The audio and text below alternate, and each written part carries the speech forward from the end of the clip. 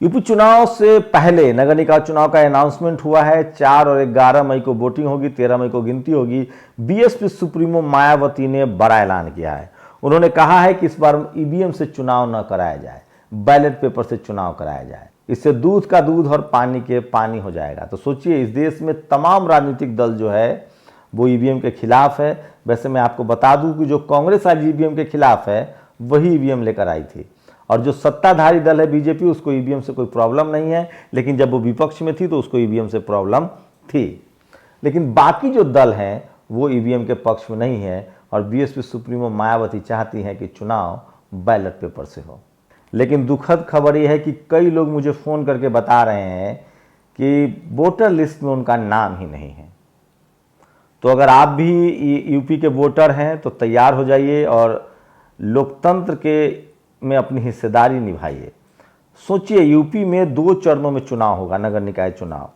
4 और 11 मई को वोटिंग होगी, 13 मई को नतीजे आएंगे। 4 और 11 मई को आप सोचिए, विधानसभा चुनाव 7-7 चरणों में, 5-5 चरणों में, 6-6 चरणों में कराया जाता है, जबकि नगर निगम चुनाव, नगर निकाय का चुनाव जो है वो सिर्फ 2 चरणों में हो रहा है।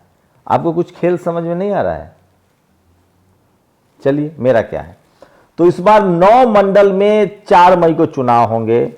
उसका 2 मंडल बाई 9 मंडल में, जैसे पहले चरण में 4 मई को 9 मंडल में वोटिंग हो, जिसमें सहारनपुर, मुरादाबाद, आगरा, झांसी, प्रयागराज, लखनऊ, देवीपाटन, गोरखपुर, वाराणसी है। इसके साथ ही दूसरे चरण में 9 मंडल हैं, जिसमें मेरठ, अलीगढ़, कानपुर, चित्रकूट, अयोध्या, बस्ती, आजमगढ़ और मिर्जापुर शामिल है। तो इन 18 मंडल में 2 चरणों में चुनाव होंगे। मतलब यूपी में 2 चरणों में, 4 मई को और 11 मई को वोटिंग होगी। 13 मई को नतीजे आएंगे, और पहले चरण में 9 मंडल, दूसरे चरण में 9 मंडल। तो आपके यहाँ कब चुनाव है, इस वीडियो को देखकर आप समझ सकते हैं। मैं एक बार फिर से रिपीट कर दे रहा हूँ। पहले चरण में जो वोटिंग होगी, सहारनपुर, मुरादाबाद, आगरा, झांसी, प्रयागराज, लखनऊ, देवीपाटन, गोरखपुर, वाराणसी। दूसरे चरण में जो वोटिंग होगी उसमें मेरठ, अलीगढ़, कानपुर, चित्रकूट, अयोध्या, बस्ती, आजमगढ़ और मिर्जापुर शामिल है।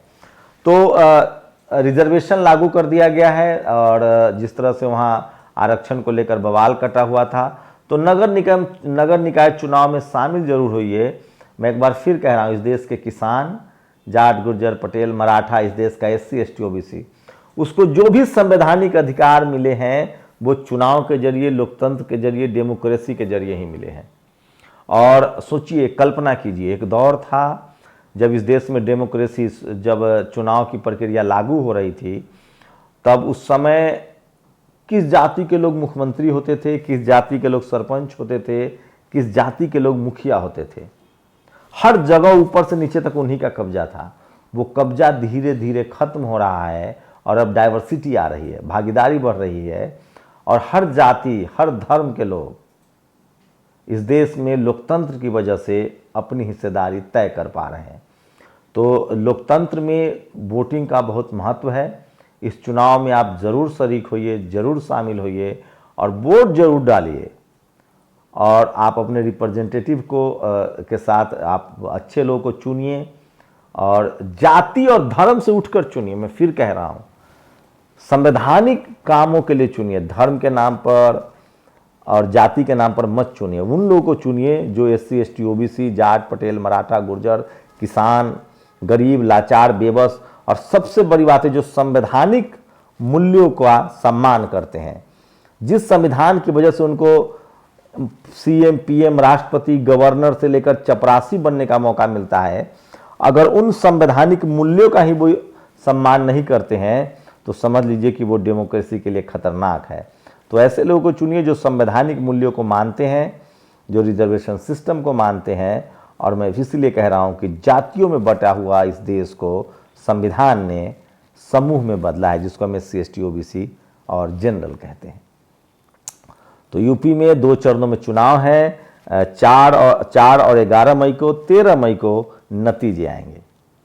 आप किस मंडल में हैं, आपका चुनाव कब है, और आपके यहाँ क्या है माहौल, आप हमें प्रतिक्रिया में बता भी सकते हैं। शुक्रिया। नेशनल दस्तक की आपसे गुजारिश है कि अगर इसको बचाना चाहते हैं तो नेशनल दस्तक को सब्सक्राइब करने के लिए रेड कलर के सब्सक्राइब बटन को दबाएं, फिर बेल आइकन की घंटी दबाएं, नेशनल दस्तक को बचाने के लिए बहुत जरूरी है कि हर खबर को शेयर करें, लाइक करें, कमेंट जरूर करें।